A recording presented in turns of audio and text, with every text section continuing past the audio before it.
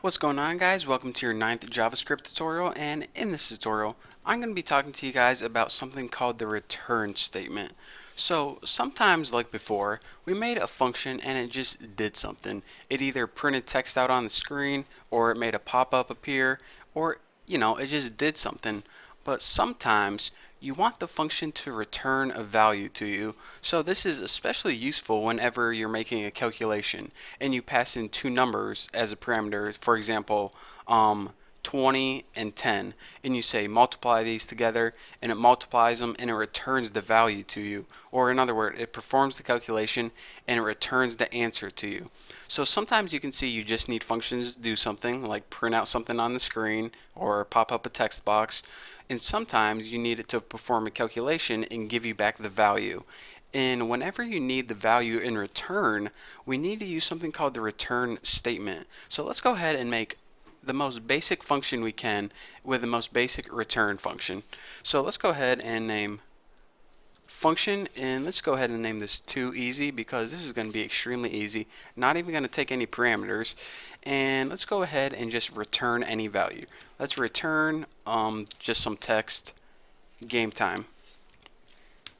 So now whenever we call this function too easy and try to run it, nothing happens because by default, as you can see, we didn't tell it to do anything. We didn't tell it to print it out on the screen. We didn't tell it to, use it in an alert box. We just said, give us this value back. And with that value, we didn't even do anything with it. So in order to use that return value, you actually have to use it somehow. So for example, if you write document.write, and then inside here you call your function toEasy, what it's going to do is it's going to take this function right here and it's going to say, alright, for this function you want me to return the text game time. So whenever you give me the function, I'm going to substitute the return value, which is game time. So then I'm going to print out, aka document write game time. So it's basically saying, alright, this function is basically equal to the return value. So when I say document write toEasy, it's going to calculate this and figure that the answer is game time.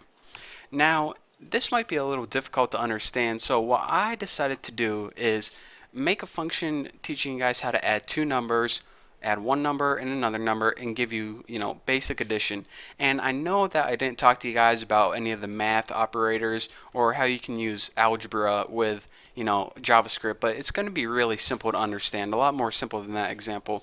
So let's go ahead and make another function and just call it add numbers. And it's going to take two parameters. It's going to take A and B. And inside here, let's go ahead and make another variable called C, and this will just be the sum of A plus B. So now if you pass it like the number 3 and 4, C would be equal to 7 because it's going to add A and B and store it in the variable C. So now what we want to do is we want to return C. So now later on when we're programming and we go ahead and write add numbers, let's go ahead and pass it like 3 and 6. Whenever we call this, nothing is going to happen because this is just the value of 9. We didn't tell it to print out 9 on the screen. We didn't tell it to print out 9 in an alert box. It just is the value of 9 and it's just sitting there in our program, pretty much like a waste of space. So let's go ahead, save this, and see what happens. Nothing. So let's go ahead and actually take this and cut it, and now let's go ahead and write document.write, and inside that paste, let me get rid of that semicolon, put it at the end, paste that function add numbers. And now it says, alright, the function add numbers 3 and 6 is basically equal to the value of 9. So what do you want me to do with that 9? Oh, you want me to write it out on the screen. Now I see. So we go ahead and save this and refresh. That is why we get the value of 9 on the screen. So again, a return value isn't really useful unless you do something with it. And as you can see clearly in this example, we called the value 3 as A and B as 6. And it said 3 plus 6 is 9. So that's why I'm going to return 9 to you.